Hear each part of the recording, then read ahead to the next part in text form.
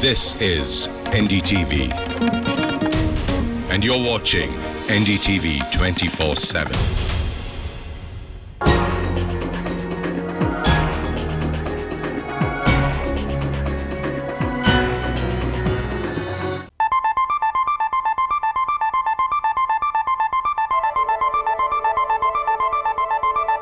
UK and India trade relations and beyond trade. What is it going to look like post-Brexit? Now, I want to ask you, Mr. Dinesh, just at the time when Mrs. May is in India, is there a sense of, is there a wish list or some such which the government has wanted to ask you on what the diaspora would like the two prime ministers to talk, given visa, immigration, all of these have been talking points? Prime Minister May has made us proud by choosing India to be the first country to come, and we're going to reciprocate the same sentiment. We're going to treat her as a friend who, and like I said before during the meeting, during the conference, being a friend in time of crisis is more important than being a friend generally. So when Britain comes to India, when Prime Minister May comes to India, we shall stand by her, we shall support her, and we shall tell her that during this time of crisis, you will find a reliable partner in India, and that's what we are looking for. And a stable partner. And a stable partner. Which perhaps is something that Britain would want to seek. John, on the 24th of June, when early on 24th of June, when the world got to know what happened in Britain, an irreversible decision, I assume that India too reacted with a sense of great shock. Now, in November, months later, do you see that changing, where India is possibly thinking, let's find a solution to how we can deal with Britain? Has the sense changed at all? Oh, I'm sure they want to find a solution, and they'll hope that Theresa May will open up enough opportunities for that to happen. I guess they might have hoped that David Cameron would have stayed on as Prime Minister because he might have been easier. Theresa May's got very strong views on immigration, which could be a problem. But there are great opportunities. We were talking earlier about the small SMEs, the small and medium-sized enterprises. It's a great opportunity for India to make them welcome. There's this huge delegation with Theresa May of SMEs, and it is a great opportunity, I just said, for India to make it easy for these people to invest. It's an opportunity for India to show what it can do, as well as for Britain to get a move on and try and sort out a new role in the world. Is London going to manage to survive a very hard Brexit? Well, London is the most cosmopolitan city in the world. The deputy mayor in London is an Indian who has a phenomenal rags to riches story of coming to the UK, progressing to be one of the leading tech entrepreneurs. And he's really very much a case of how Indians in the UK can succeed. And London, in that sense, is open for business. The institutional factors that make London strong, they will very much stay. Unless there are significant shocks in terms of passporting rights for the financial sector.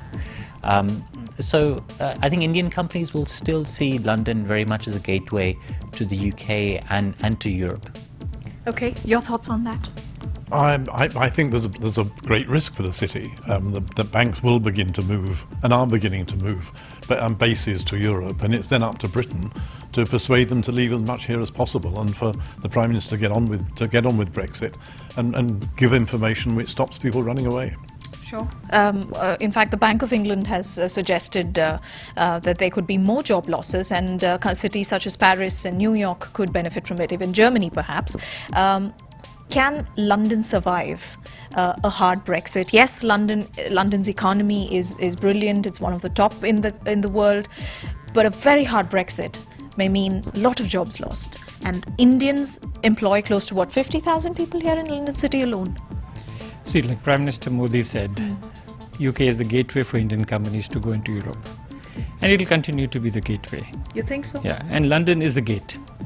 Indian companies are comfortable in London, and unless it's really a hard Brexit, which makes it very difficult for Indian companies to exist here, I foresee Indian companies staying in London for a long time. But there are two things here to look at. One is the kind of signals which are coming out of London and the kind of signals which are coming out of UK. Signals coming out of London is very good.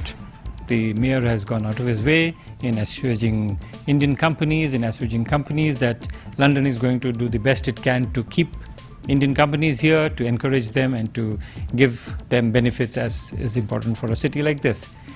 From UK, we still don't know what direction Brexit is going to take.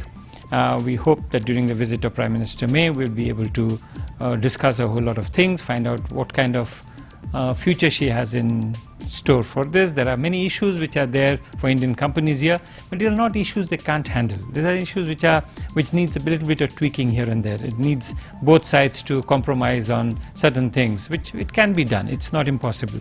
And we would like to see London continue as the gateway. And we would request the UK side to see that the future of London is also the future of UK. And if Indians can help in keeping the future of UK strong, we'll be more than willing to do it. Sure. Pascal, your thoughts at a time when we're hoping that more jobs are not lost and the pound picks itself up. I heard a I don't know if it's a good joke or a bad one, but I heard that the only way for the pound to pick itself up is if Trump is voted to the White House. Yes. And that's the only way. So when it seems as unlikely, what are your thoughts on London? Well, I'm sure that London will remain a leading financial centre in the world. It has the depth of expertise, as infrastructure, the history, and so London will remain a leading financial centre. But it might suffer. I think it's already suffering from the uncertainty with Brexit, and certainly if it comes to be a hard Brexit, then London could suffer very substantially. I mean, it should be said that London voted significantly in favour of remaining in the European Union, yes. And so London is maybe different from other parts of the UK, but certainly, especially the financial sector, might suffer. Yes. Sure. A lot of people in London, of course, even till now, refusing to accept that Brexit happened, given the sheer magnitude with which London City voted to remain in the European Union. The 23rd of June, or 24th of June to be precise, the day of the mandate, the day of the result, it changed Britain forever. Britain chose to leave the European Union. David Cameron, the Prime Minister, resigned, and then we had a lot of head rolls from the Parliament where we're coming to you from, and then Theresa May took over as Prime Minister of this country at the most challenging time, I imagine. And the first country she's chosen to make a bilateral visit to outside of Europe after she's taken over, just months after she's taken over, is India. And that is an excellent gesture, I would imagine, a very symbolic gesture. But what does this actually mean on the ground for UK-India ties, and does it affect any of us living here in India? And we have a voice also from India who represents the think tank. So I'm going to go across to Sushil first. What does India perceive Britain as now? Is it seen as a more or a less powerful force which is going to come out of this large bloc, and then probably Scotland will go away, so it'll end up being a tiny island? Well, I don't think Brexit relationship with Britain and the rest of the Europe is such an impact on India. There are huge Indian investments in Britain, and they will probably have to review how it's going to impact them.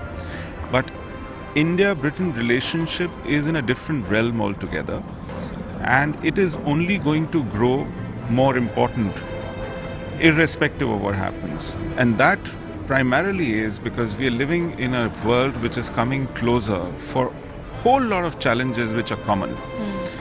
And these set of common challenges, whether they're in the political area, strategic area, or economic area, are going to bring a convergence of interests where India and Britain are on the same side. Especially in strategic and security related issues, we've seen growing convergence, growing concern on common issues, and that augurs well. Indian Prime Minister values Britain as a great ally, and this gesture by Prime Minister May is going to only reinforce that. And between the two of them, because Britain has had an abiding interest in our region, is only going to underscore this cooperation and its effect on ground, its impact on relationships, on decisions, because India's role as it grows in the global bodies is going to grow further, and Britain as an ally and a friend is going to mean a lot to India. Sure. Will continue to mean a lot to India is what you're saying. Aman, Exactly last November, Prime Minister Modi was here, and now Mrs. May is travelling to India.